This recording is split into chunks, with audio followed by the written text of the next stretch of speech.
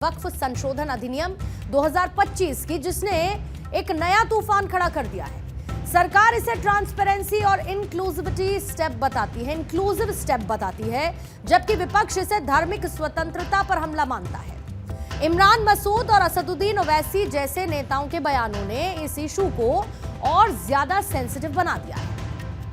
वक्फ कानून के खिलाफ देश के अलग अलग हिस्सों में विरोध हो रहे हैं। अपनी राजनीतिक रोटियां सेकने वाले मुस्लिम नेता भी विरोध प्रदर्शन को हवा दे रहे हैं और इसी तरीके की कोशिश कांग्रेस के सांसद और मुस्लिम नेता इमरान मसूद ने की है। पिछले दिनों उत्तर प्रदेश की सहारनपुर से सांसद इमरान मसूद ने ऐसा बयान दिया जिस पर विवाद खड़ा हो गया। इमरान मसूद ने 15 मिनट की टिप्पणी करने वाले असदुद्दीन ओवैसी के गढ़ में जाकर यह बात कही है। नहीं होगी तो नमाज कहां पढ़ोगे? कब्रिस्तान नहीं होगे तो दफना कहां जाओगे? ईदगाह की तो बात ही छोड़ दीजिए। दुआ करिए कि हम लोग आ जाएं। समंदर में तूफान बहुत है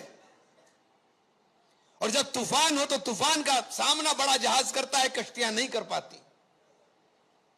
इसलिए आपसे कहना चाहता हूं, ये कश्तियों की सवारी छोड़ करके जहाज की सवारी की तैयारी करिए। एक ही रास्ता है बस, और कोई रास्ता नहीं है। और यह वादा आपसे करना चाहता हूं कि जिस दिन आ जाएंगे उस दिन घंटे भर के अंदर इसका इलाज भी करना जानते हैं। इमरान मसूद ने वक्फ संपत्तियों के महत्व पर जोर देते हुए कहा कि बिना मस्जिदों के नमाज और बिना कब्रिस्तानों के दफन कहां पर होंगे। उन्होंने कांग्रेस को बड़ा जहाज बताते हुए लोगों से इसका समर्थन करने की अपील की और उनके बयान ने सोशल मीडिया पर तीखी सुर्खियां बटोरी। कुछ ने इसे हिंदुओं के खिलाफ धमकी करार दिया तो कुछ ने इसे संवैधानिक लड़ाई का हिस्सा बताया। हालांकि इमरान मसूद ने बाद में सफाई भी दी कि उनका विरोध बीजेपी और इस कानून के खिलाफ है, ना ही किसी समुदाय के। उन्होंने हिंसा को खारिज करते हुए कानून के दायरे में विरोध की वकालत की है। दरअसल इमरान मसूद मंझे हुए नेता हैं और उन्हें भी ये पता है कि बयान को कैसे पेश किया जाए कि वो आग लगाने का मादा रखें, और जब आग लग गई तो उन्होंने इस पर थोड़ी सी शुगर कोटिंग भी करने की कोशिश की।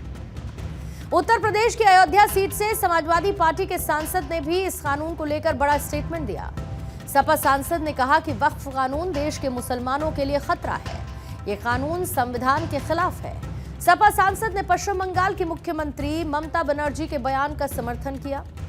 बात हो रही है अवधेश प्रसाद की, समाजवादी पार्टी के सांसद, जो ये कहते हैं कि अगर हमारी सरकार आएगी तो 48 घंटे के अंदर वक्फ बोर्ड को कानून को बदल दिया जाएगा। आएगा वो समय आएगा, सत्ता परिवर्तित होगी। तो सत्ता जब परिवर्तित होगी, भारतीय जनता पार्टी की डबल इंजन की सरकार जाएगी, तो वक्फ बोर्ड में, वक्फ विधेयक में जो इन्होंने संविधान के विरुद्ध आचरण किया है, परिवर्तन किया है, उसको 24 घंटे के अंदर हटाया जाएगा। पश्चिम बंगाल की मुख्यमंत्री ममता बनर्जी ने वक्फ कानून 2025 को लेकर यह साफ कह दिया कि इसे बंगाल में लागू नहीं किया जाएगा। शनिवार को मुर्शिदाबाद में कानून के खिलाफ हिंसक विरोध प्रदर्शन हुए, जिसके बाद सीएम ममता बनर्जी ने सोशल मीडिया प्लेटफॉर्म एक्स पर लिखा है कि हमने इस मामले पर अपनी स्थिति साफ कर दी है। हम इस कानून का समर्थन नहीं करते हैं और यह कानून हमारे राज्य में यानी कि पश्चिम बंगाल में लागू नहीं होगा। फिर दंगा किस बात पर हो रहा है? पूरे विपक्ष को इस मुद्दे पर लामबंद करने की कोशिश की जा रही है। इंडिया ब्लॉक के नेताओं को एकजुट किया जा रहा है, लेकिन सवाल यह उठता है कि आखिर लोकसभा के नेता प्रतिपक्ष राहुल गांधी वक्फ कानून पर आखिर कुछ क्यों नहीं बोल रहे हैं? आपको याद होगा कि इंडिया गठबंधन के नेता 2 अप्रैल को संसद में चर्चा करने के लिए मिले थे कि रणनीति क्या होनी चाहिए। चर्चा इस पर भी हुई और इसी चर्चा में राहुल गांधी भी थे, लेकिन सभी को इस बात को लेकर आश्चर्य हुआ कि राहुल गांधी ने पार्लियामेंट डिबेट में समय ही नहीं मांगा। बीएसपी की सुप्रीमो मायावती ने शनिवार को संसद में लंबी बहस के दौरान कुछ ना बोलने के लिए लोकसभा में विपक्ष के नेता यानी कि राहुल गांधी की आलोचना की थी। जो ट्वीट उनकी तरफ से किया गया वो इस वक्त स्क्रीन पर है। कुल मिलाकर इसका क्रक्स ये था कि इस मुद्दे पर मुसलमानों का गुस्सा होना और इंडिया ब्लॉक के सहयोगियों का उत्तेजित होना स्वाभाविक है। मायावती ने एक्स पर लिखा कि वक्फ संशोधन बिल पर लोकसभा में हुई लंबी चर्चा में नेता प्रतिपक्ष का कुछ ना बोलना अर्थात सीएए की तरह संविधान उल्लंघन का मामला होने के विपक्ष के आरोप के बावजूद उनका चुप्पी साधे रखना क्या उचित था।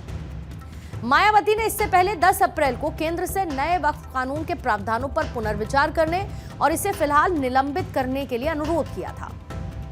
इधर झारखंड मुक्ति मोर्चा के नेता और झारखंड सरकार में मंत्री हैं हाफिजुल हसन अंसारी। वो एक कदम और आगे बढ़ गए। उन्होंने पहले शरिया और फिर संविधान, यानी कि मंत्री हाफिजुल हसन ने शरीयत को संविधान से ऊपर बता दिया है।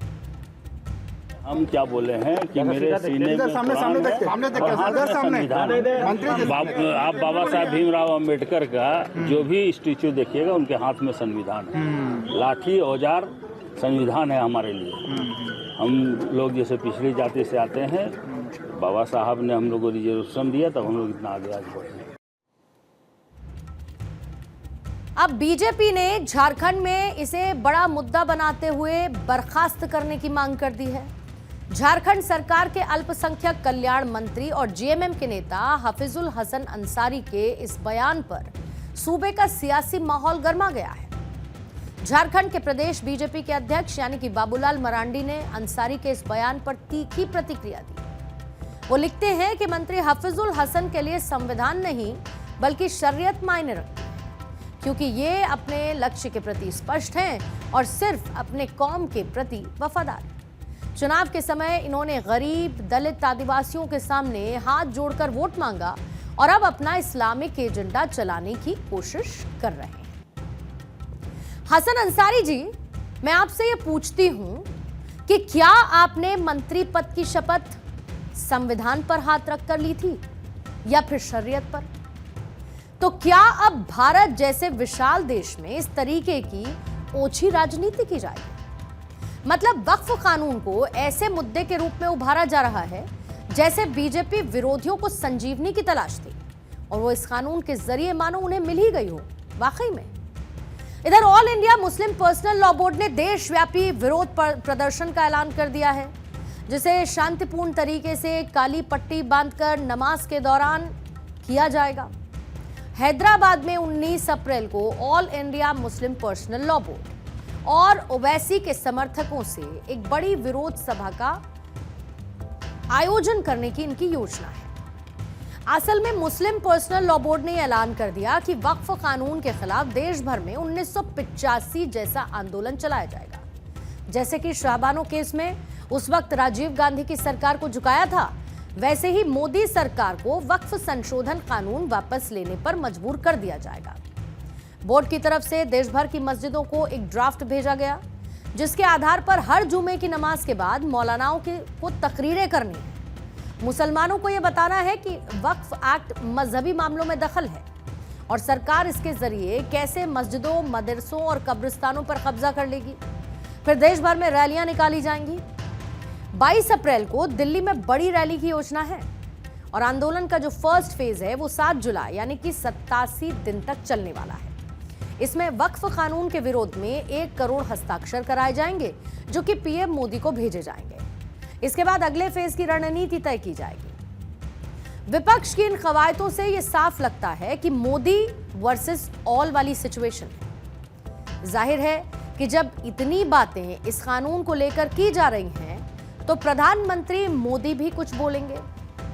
प्रधानमंत्री ने एक ऐसा स्टेटमेंट दे दिया जिससे बीजेपी सरकार की मंशा क्या है वो साफ जाहिर हो गई। उन्होंने ये बयान हरियाणा के हिसार में दिया। सुनिए प्रधानमंत्री को। वक्फ के नाम पर लाखों हेक्टेयर जमीन पूरे देश में है। इस जमीन, इस प्रॉपर्टी से गरीब का, बेसहारा महिलाओं, बच्चों का भला होना चाहिए था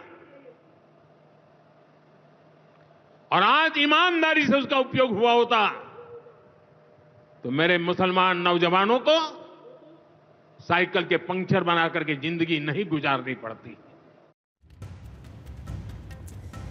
प्रधानमंत्री ने विपक्ष पर जमकर प्रहार किया।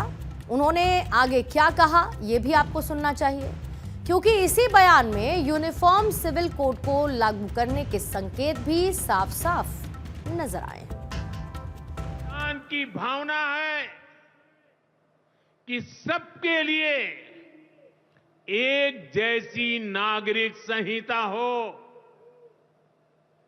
जिसे मैं कहता हूं सेक्युलर सिविल कोड। लेकिन कांग्रेस ने इसे कभी लागू नहीं किया। उत्तराखंड में भाजपा सरकार आने के बाद सेक्युलर सिविल कोड, समान नागरिकता संहिता ये लागू हुई, डंकी की चोट पर लागू हुई। और देश का दुर्भाग्य देखिए, संविधान को जेब में लेकर के बैठे हुए लोग, संविधान पर बैठ गए हुए लोग, ये कांग्रेस के लोग उसका भी विरोध कर रहे हैं। अब जो नेता इस मुद्दे में आग में घी डालने का काम कर रहे हैं, वो ये भूल रहे हैं कि वो खुद इस मामले में सुप्रीम कोर्ट का दरवाजा खटखटा चुके हैं। वक्फ संशोधन अधिनियम के खिलाफ सुप्रीम कोर्ट में 14 से अधिक याचिकाएं दायर की गई हैं और याचिकाकर्ताओं में all India Muslim personal law board, Asaduddin Owaisi, Congress के सांसद मोहम्मद जावेद, इमरान प्रतापगढ़ी, डीएमके, आरजेडी और जमीयत उलेमाए हिंद भी शामिल है। इन याचिकाओं में कानून को लागू करने पर रोक लगाने की मांग की गई है और सुप्रीम कोर्ट में इन तमाम याचिकाओं पर 16 अप्रैल को सुनवाई होनी है। जो लॉ के एक्सपर्ट्स हैं, उनका कहना है कि यह मामला संवैधानिक और धार्मिक स्वतंत्रता के अधिकारों की गहन जांच का विषय बनेगा और अगर कोर्ट इस कानून को रद्द करता है तो ये ऑपोजिशन के लिए बड़ी जीत होगी और वहीं अगर इसे बरकरार रखा जाए तो ये सरकार के सुधारवादी एजेंडे को और बल देगा। लेकिन अल्पसंख्यकों के पोलराइजेशन का जिन्हें इनमें मौका नजर आ रहा है, वो कंटामिनेटेड पॉलिटिक्स से बाज नहीं आ रहे। ऐसे में जरूरी है कि इस मुद्दे पर डायलॉग हो ताकि शांतिपूर्ण और संवैधानिक दायरे में रहते हुए सभी पक्षों में बातचीत हो। लेकिन जिस तरीके से इसमें सरकार के विरोध में राजनीतिक फायदे को खोजा जा रहा है, इससे सामाजिक समरसता और सौहार्द को बनाए रखना मुश्किल होता हुआ नजर आता है। कानून को हाथ में लेना, हिंसा के लिए उकसाना, वक्फ संशोधन कानून को लेकर भ्रम पैदा करना कहीं से भी इक्विटेबल नहीं ठहराया जा सकता।